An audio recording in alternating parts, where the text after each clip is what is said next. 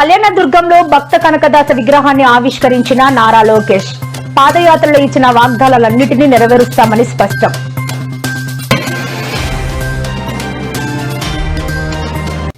AP మాజీ CM Jagan పై TDP Anuradha fire. 11 సీట్లు ఇచ్చినా మీకు ఇంకా బుద్ధి రాలేదా అంటూ ఘాటు వ్యాఖ్యలు.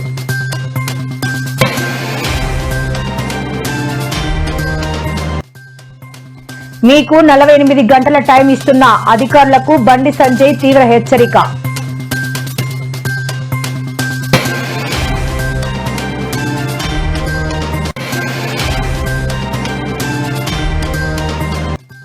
రెడ్ బుక్ కు నేనే కాదు నా కుక్కు కూడా భయపడదు అంటూ సంచలన వ్యాఖ్యలు చేసిన మాజీ మంత్రి అంబటి రాంబాబు.